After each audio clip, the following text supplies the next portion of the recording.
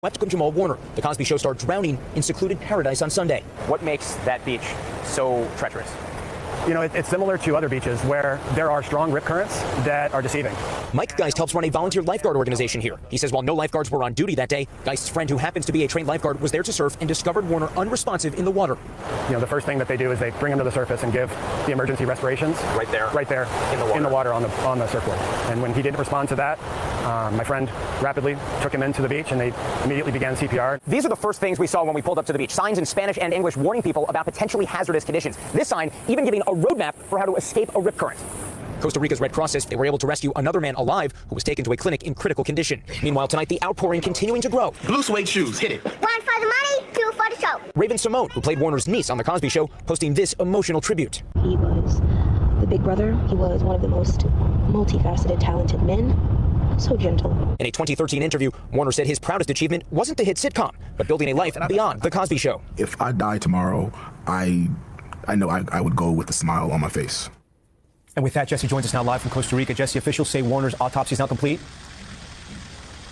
It was completed this morning, according to authorities, Tom, and they say that it confirmed that Warner's drowning death was, in fact, an accident. Tom? Jesse Kirsch for us tonight. Jesse, thank you.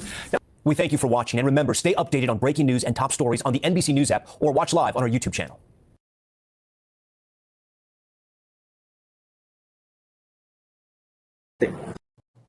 This morning, new details surrounding the tragic death of acclaimed actor Malcolm-Jamal Warner. An autopsy report revealing Warner drowned, dying by asphyxiation by submersion, and was ruled accidental. What did you see? ¿Qué viste? This officer telling us on Sunday the 54-year-old was swimming with his 8-year-old daughter when surfers spotted them struggling and dove in to help. One surfer using his board to bring the little girl safely to shore, but others had to pull Warner and another surfer from the ocean. Both surfers survived, but Warner was unresponsive. And they spent a long time trying to bring him back. They did. That was at least 30 minutes, probably closer to 45. Playa Grande, where the drowning occurred, is known for having some of the most dangerous rip currents in Costa Rica. Warner playing Theo Huxtable on The Cosby Show, that bright-eyed teen growing up in front of our eyes. Uncle Theo's taking you to the village. There you go. All right. His co-star Raven Simone posting a tribute to the man she called her big brother. He was a beacon. He was one of the most multifaceted, talented men. So gentle. And my heart and soul and hugs and kisses go out to his daughter and his wife and his mother. Those surfers, lifeguards, first responders all tried to resuscitate Warner, but it was too late. He is survived by his wife and daughter. Michael? Yeah, very, very sad situation there. Thank you. Jamal Warner, So there are new details in the tragic passing of Malcolm-Jamal Warner. Yesterday, MVU asked me about the second person who was left in critical condition from this incident as well, from Malcolm's drowning incident. So People magazine is exclusively reporting that the second person who was taken by ambulance to the hospital and was in critical condition was actually a person not related to Malcolm-Jamal Warner, but it was a person that was there, saw what was happening, and jumped in to try and save Malcolm-Jamal Warner. Now, this person, as far as like their actual identity, has not been shared with people, but they did confirmed that there was no personal connection between this person and Warner. And they say that basically when Malcolm-Jamal Warner, I guess, was swimming in the currents and were taking him down and all things were happening, this person and other bystanders on the beach happened to see it, but they were a bit too late to try and save him. Even though once they pulled him out of the water, they did attempt to do CPR for 20 minutes, but he was declared dead at the scene. Damn, man. Yeah. And there was another report, too. I saw TMZ. Look at that brother, that person, that hero. Yeah. He's a hero. Yeah, yes. Even though he attempted. Just the fact that you see somebody else in danger and you attempt to help them. Put your life in danger. Yeah, absolutely. Yes, 100%. There was another report by TMZ just about, because people were wondering why weren't there any like guards or patrol or anything on the beach as well, and why bystanders, people who aren't like official lifeguards, had to get involved. So there was a report by TMZ that there were no lifeguards on duty. Actually, there's a group called the Caribbean Guard, and this is a group of lifeguards and people who patrol beaches. They released a statement yesterday. They say, "We deeply regret the passing of Malcolm-Jamal Warner in Playa Grande. He was swept away by a strong rip current and died from drowning." They mentioned that they do typically patrol the area because of how crazy the currents and the water gets in that area. But that Sunday specifically, they did not patrol the area. But they have been they have put out people and different officials in the area and other surrounding areas, and they upped their warnings following this. But they did send a rest in peace, and I guess just wanted to send some kind words, but wanted to explain. Is it true that he got up for an early morning swim? That's what it was? So yes, there are reports that he got up for an early morning swim, and that this happened right after sunrise.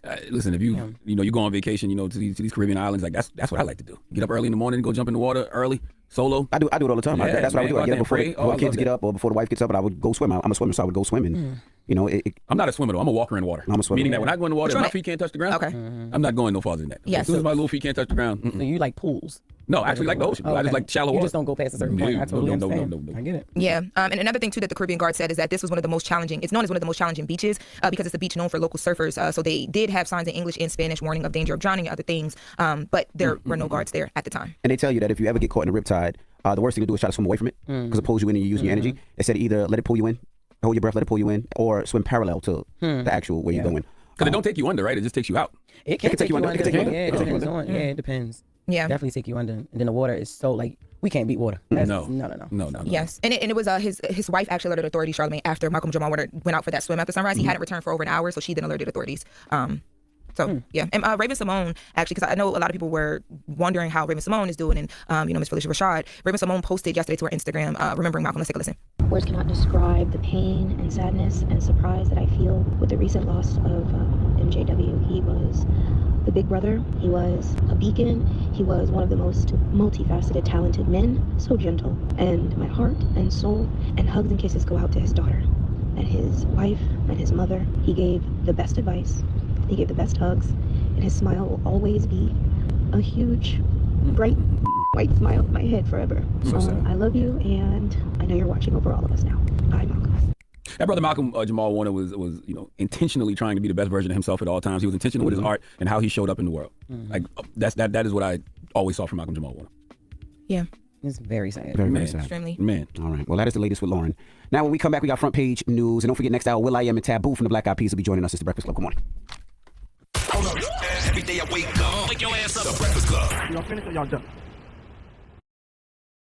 Cosby Show has died. Warner drowned off the coast of Costa Rica yesterday while on a family vacation. Police in Costa Rica say Warner was caught by a high current in the water. Malcolm-Jamal Warner starred in all 8 seasons of The Cosby Show as Theo Huxtable. He won an Emmy for his role as the only son of Bill Cosby's character, Cliff Huxtable. I spoke to Bill Cosby, of course, a longtime Montgomery County resident right here in the Delaware Valley. He remembered his young co-star with fondness. And yet Malcolm-Jamal Warner was still able to give life to the character you had in mind? Very much so. Very, very much so. Malcolm, you could depend on Malcolm always going to the shelter to learn his lines, to gather his character, to come out and be ready. When news came, it was shocking. And of course, my thoughts went straight to his mother, who worked so hard. She was so wonderful with him. Bill Cosby also sharing with me the humanity he remembers about Malcolm-Jamal Warner. After The Cosby Show, Warner went on to star in several other shows, including the long-running medical drama The Resident. Malcolm-Jamal Warner leaves behind a wife and a daughter. He was 54 years old. Warner has died at the age of 54. Authorities in Costa Rica telling NBC News that Warner accidentally drowned while swimming in the ocean on Sunday. Warner is best known for, of course, his Emmy-nominated role as Theo Huxtable, Cliff's son, on The Cosby Show. Dad, for $30, I can't even get a Gordon Gartrell tie. Well, what are you, a personal friend of this man? Now, you take $30 and get yourself a nice $30 shirt. Could you make it 35? I can make it nothing. Mom, I'd grab it. You guys are ruining my life, but I don't mind. NBC News entertainment correspondent Chloe Malas is here in studio with more. Also joining us is television host and entertainment journalist Shagun Oduoluwu. Chloe, I'm going to start with you. What more do we know right now about the circumstances surrounding his death? That's right. So, Sam, we know that this incident took place on Sunday in Costa Rica. He was on a family vacation. He was swimming off of the coast of a town called Cocles in the province of Limon.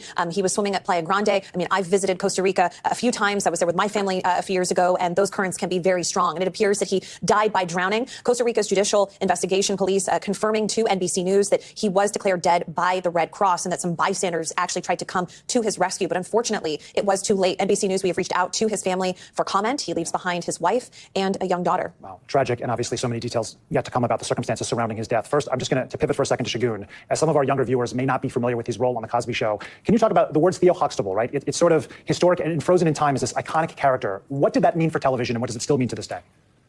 Sam, Theo Huxtable was me. Theo Huxtable was my brothers. Theo Huxtable was the first time someone that looked like me saw someone that looked like himself on television. He was the epitome of what we as kids, in a certain community were growing up, but he was also an American story. He was on the #1 sitcom in the 80s. He battled with his sisters. He disappointed his parents, and he was a cool guy all through it. We resonated with him. We related to him. His passing is so horrific because if you're a guy of a certain age, you feel like you just lost like maybe your best friend, your brother, but someone you grew up with. Like the conversations that Theo Huxtable had on screen with Bill Cosby, his TV dad, are the same conversations that I, a child of immigrants, was having with my parents, right? Taking out the trash.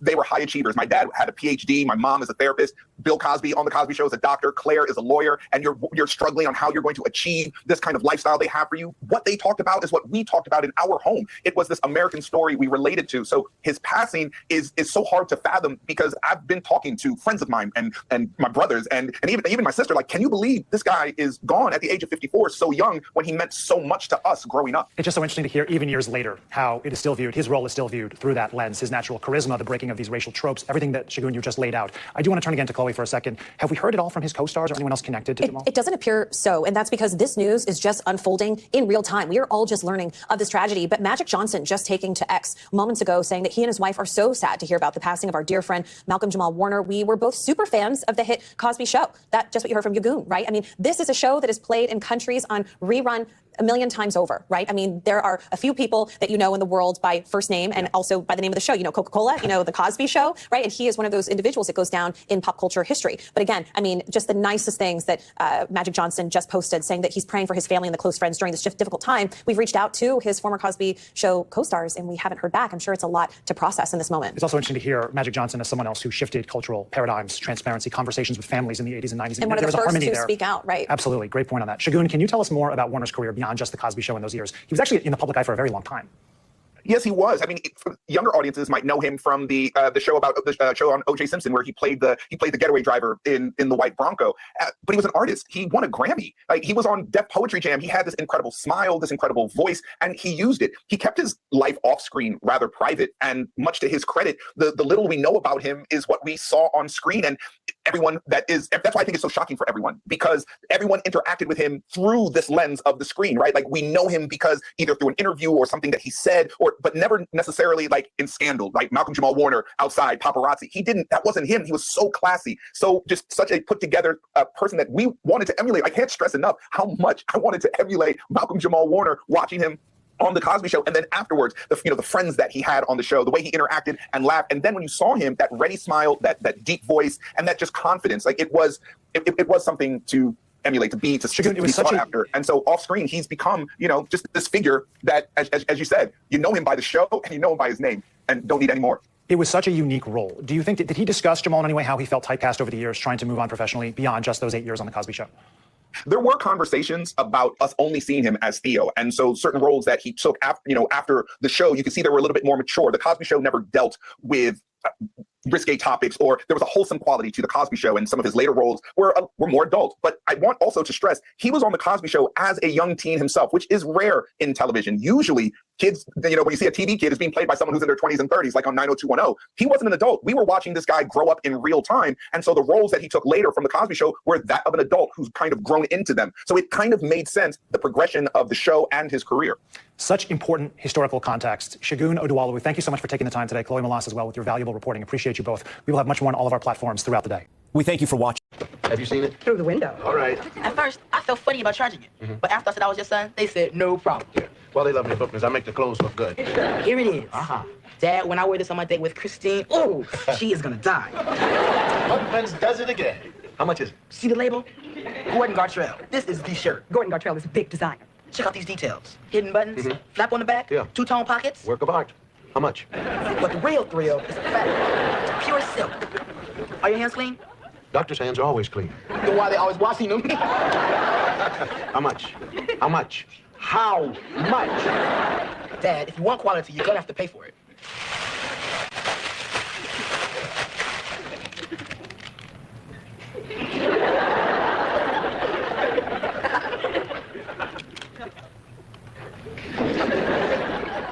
$95.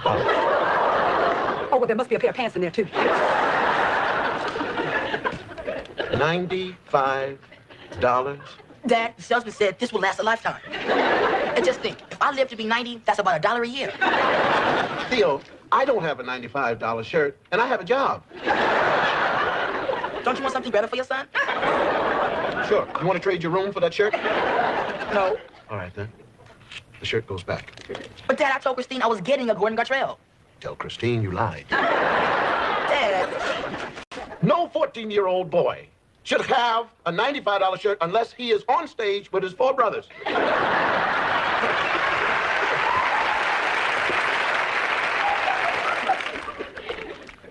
I'll give you $30. 30? 30. All right, then. 5. Dad, for $30, I can't even get a Gordon Gartrell tie. Well, what are you, a personal friend of this man? Now, you take $30 and get yourself a nice $30 shirt. Could you make it 35? I can make it nothing. Mom, I'd grab it. You guys are ruining my life. But I don't mind. Leave that. 14-year-old boy with a $95 shirt. But Cliff, it's not the shirt, it's a symbol. I mean, you men are all alike. In every generation, you go through the same thing. You think you need that to be somebody. I never needed a $95 shirt. I put on a football uniform to impress the young woman I was in love with. Well, that's a symbol, and you didn't need that because I already liked you. I liked your little pointy head.